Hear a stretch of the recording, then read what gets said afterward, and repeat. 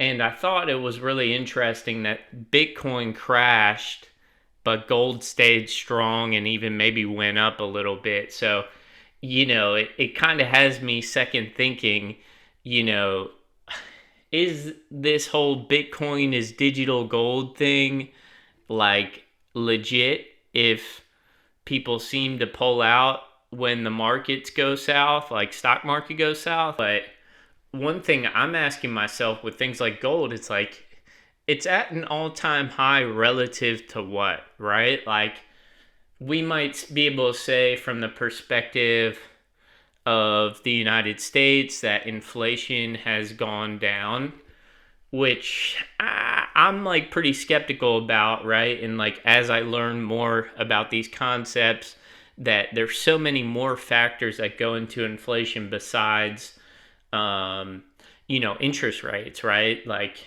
talks about like I was listening to Jim Rickards talk about the velocity of money and how that factors in, how deficit spending factors into inflation.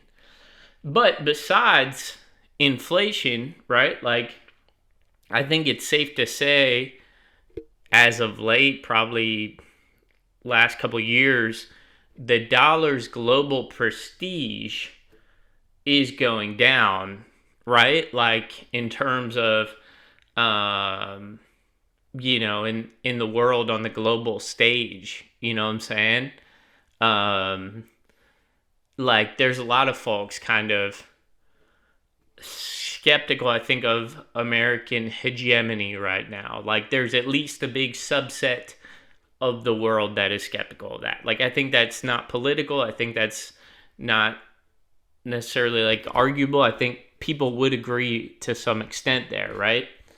So, gold being over $4,000 an ounce, so one thing you got to ask yourself is like, am I tripping about the nominal value in relation to like its previous nominal value? Or do I have like a more compelling thesis as to why I believe that gold is overpriced today?